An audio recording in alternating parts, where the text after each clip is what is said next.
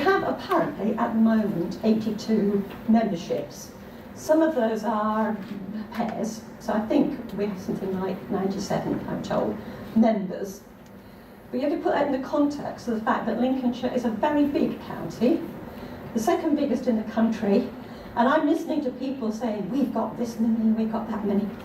Lincolnshire has something over 7,200 square kilometres and something over 1,800 tetrads. It's a very rural county. Our biggest conurbations probably just go into 6 figures of population. An average market town probably has a population of 20,000. And it would be the biggest place for 20 miles in. So, you know, we are very thinly spread. And this does mean that doing anything on a wide county scale has always been very difficult.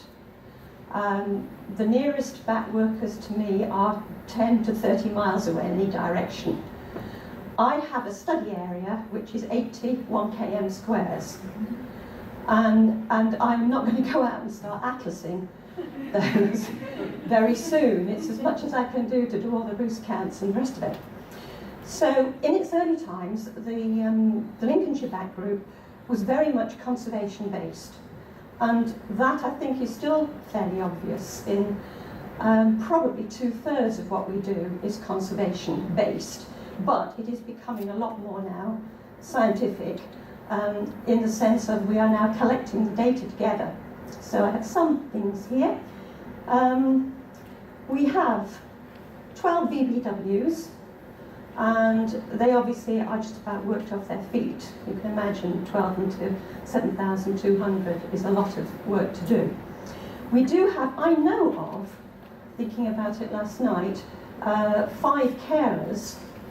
There are probably more down other parts of the county that I never get to. But what we do have is an ambulance service. So you're all linked up, and if a call comes in that there's a grounded bat or a dead bat, somebody can go and collect it, and that somebody must always do the spiel about what wonderful things bats are, and aren't you lucky to have them, and aren't they lovely, and all the rest of it. So that is sort of endemic to everything we do. In my area, I do a lot of work with farmers, and I've only once been refused by a farmer permission to go and look at his house. Just one farmer out of the dozens that I speak to regularly who is not happy about the idea of bats. Most are perfectly happy. Many of them will say, oh, I was born here, there's always been bats here. I slept up there as a boy and they flew out from here, and that, they're really happy to have them, which is great.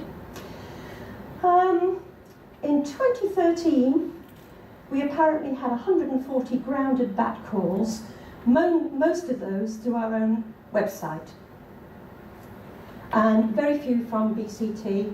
Similarly, we did 45 domestic roost visits, of which 9 came from Natural England. So, you know, we are actually doing a lot more coming in through the website. And school visits are very big. I think the one girl I know who I know I've spoken to said she did 14 last year. Schools, brownies, guides, libraries, all of this kind of thing. We also do about 40 fetes and shows a year where we take the marquee and we collect records there. You know, have you got bats? Where are they? Can we put them on here? And then somebody like me gets sent out to find out what kind they are and stuff. We do hibernation surveys. We've got 10 no naturals, tunnels, and of course old stately homes. We're big on stately homes. And they all have underground tunnels, so we can all go in there.